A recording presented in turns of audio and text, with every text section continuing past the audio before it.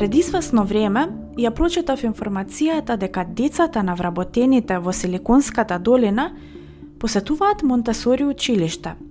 Училиште каде не се користи технологија. Но зошто оние кои се лидери во технолошкиот развој одлучуваат нивните деца да не користат технологија и зошто го одбрале токму овој метод?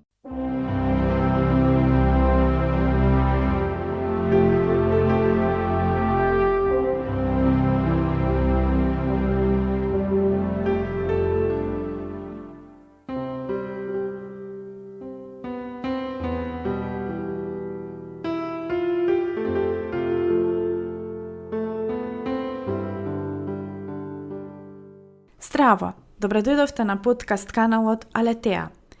Јас сум Ена и во оваа емисија која снимам по подолго време, решив да говорам за тема која е поврзана со едукацијата и со воспитувањето. Ке говорам за методот на Марија Монтесори. Претпоставувам дека нејзиното име можеби ви е познато и можеби оваа тема ќе биде интересна за многу млади родители, но би сакала да ве заинтересира и вас, кои сте во моментот можеби подалеку од оваа тематика, но верувате дека образованието е клучот за промена на едно општество.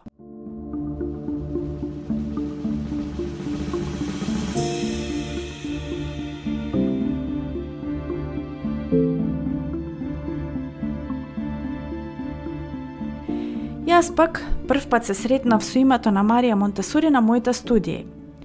Ме заинтригираа нејзините идеи за педагогијата и уште тогаш посакав да се задлабочам во оваа нејзина, можам да кажам, револуционерна педагогија. Па така имав можност одблиску да бидам дел од еден едукативен центар кој се раководи според нејзините принципи. Бев фасцинирана од резултатите кои ги постигнуваа децата и нивото на развој кој го имаа. А пред 9 месеци, кога зачекорив во светот на родителството, ја започнав потрагата по вистинскиот пат за бидувањето родител. Се уште сум преплавена со многу совети, со многу информации, но решив да се вратам кон идеите на Марија Монтесори. Така, во моите раце пристигнаа нејзините книги Апсорбирачки ум и Тајната на детството.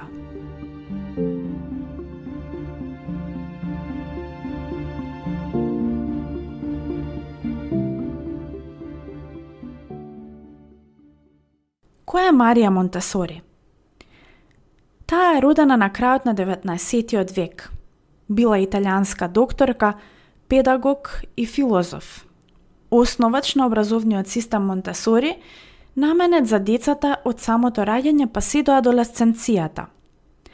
Марија Монтесори била прва жена која завршила медицина на Сапиенца во Рим, а била и номинирана за Нобелова награда. Таа сметала дека со образование мора да се започне уште од раѓањето и својата визија за нов и подобар свет ја базира токму на целокупниот развој на личноста, почнувајќи од првите денови на доаѓањето на свет на бебето. Детето има ум кој е способен да впива знаење и е во состојба самиот себе си да биде учител, вели таа во Апсорбирачки ум. Единствена работа на детето е играта, а целта на неговата игра е создавање на човекот. Па така единствен фактор кој ги потикнува и овозможува развојот на детето е самата активност на детето.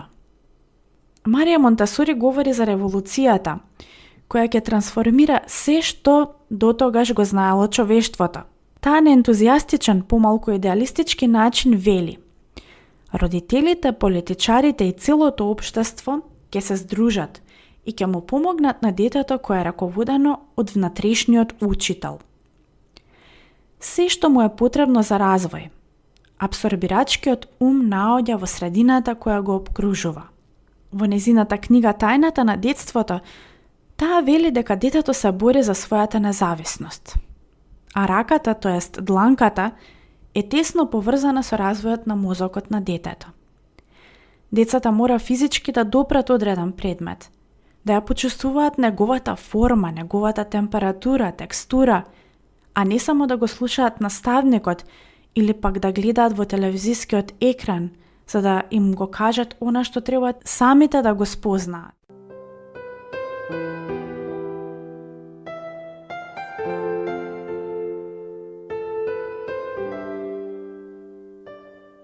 главните столбови на незината филозофија, однос кој што ќе се гради кон детето, а е базиран на почит. Потоа подготвена средина во која детето ќе ги извршува неговите активности, односно играта, поттикнување на истражување, на имагинација, на слободен избор, на независност и на практично учење.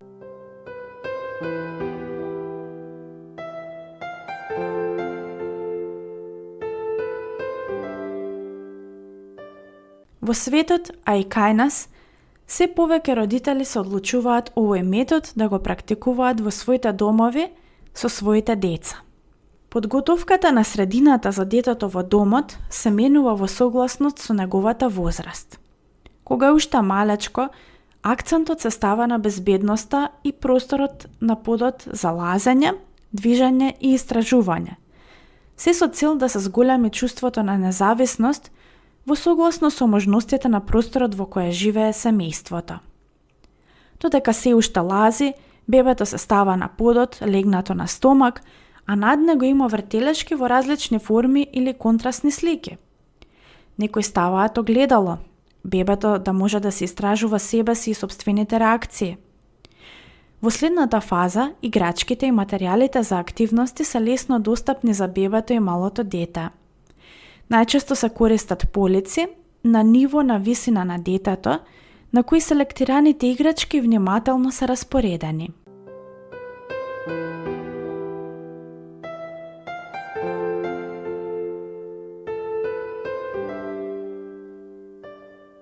Еден од најмукните дарови кои родителот може да му ги дари на своето дете е можноста за избор. Во таа насока, детето се поттикнува да прави сопствени избори, што е добра подготовка за самостојност, нели? Иако детската психа се уште не е подготвена да донесува одлуки како возрастните, сепак родителите му овозможуваат безбедна и корисна понуда на детето. Најпрво, избор на играчки и активности со кои ќе се игра во текот на денот, потоа облека, храна и многу други елементи од детското секојдневие. Поставувајќи му едноставни прашања на детето, например, дали денес сакаш да носиш сина или зелена јакна и слично, родителите не само што влијаат да се развива независноста на детето, туку му овозможуваат да стекне чувство на соработка, а како резултат на изборот, имаат можност да ги искусат природните последици кои следат од изборот. Уредноста и среденоста на домот или просторот во кој се игра детето е навистина многу важна. Во својата пракса, Монтесори видела дека малите деца во себе носат потреба за ред и убавина. Зашто замислете како влијае нередот врз детската психа.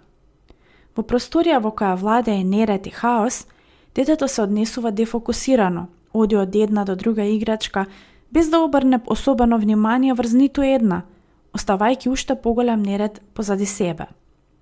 Затоа домот е местото каде детето се учи на уредност и ред. Со уредно поставените играчки му се дава порака на детето дека кон предметите треба да се однесува со почит и дека треба самото да се грижи за нив.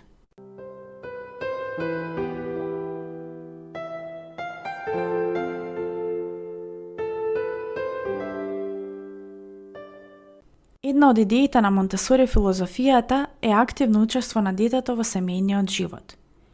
Како што тоа ќе станува се повеќе независно, треба да му се овозможува пристап до основните хигиенски активности во тоалетот, пристап до кујната, да се поттикнува да помага при местењето на масата, сецкањето на овошјето со безбедни алатки и слични активности.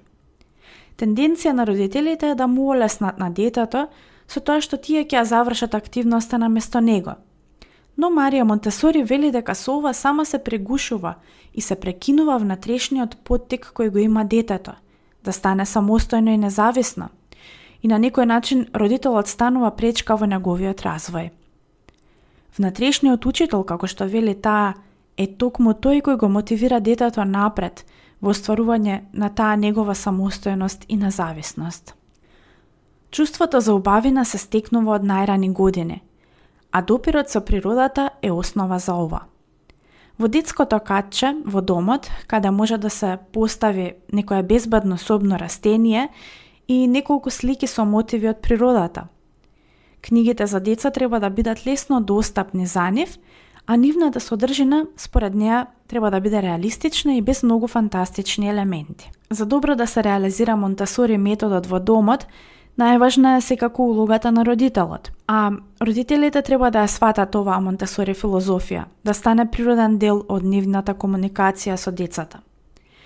Целта на родителот е да ја подобри средината, а тоа го прави со наблюдување на активноста на детето, без да се прекинува и без да се коригира, поставувајќи си ги следните прашања. Дали детето има преголем избор на играчки, на кои активности го задржува вниманието, а за кои воопшто нема интерес.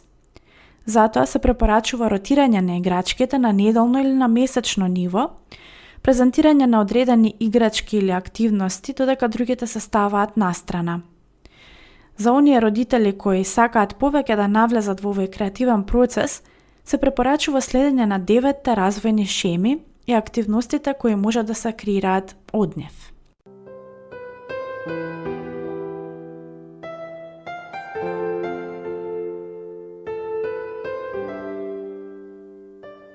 Концентрацијата, дисциплината и самостојната игра се градат постепено, а на тој пат родителите му се помошници на детето. Сите овие барања од родителите можат да бидат сватени како уште еден дополнителен ангажман во и така комплицираниот живот, но можеме да гледаме и на следниот начин. Со секоја нова способност која ќе усвои детето, вложувате во неговата самостојност, а со тоа и во се повеќе време за вас. Вклучете го вашето детенце во секојдневните обврски. Нека биде дел од семејните активности, нека ви биде помош при готвењето, помош при местењето на масата за ручек, миењето садови, селектирањето облека, бидете отворени и креативни. А децата навистина сакаат да се почувствуваат корисни и важни во секој момент и тие чекаат задача со која ќе покажат дека можат да помогнат и да бидат дел од светот на возрастните. Монтесори верувала дека како резултат на гордоста и задоволството од активноста се раѓа внатрешната мотивација кај детето. Па така и ако може би бавно ќе ги прават овие нешта, вие имајте трпение, зашто само на тој начин ќе се создадат личности со внатрешна мотивација.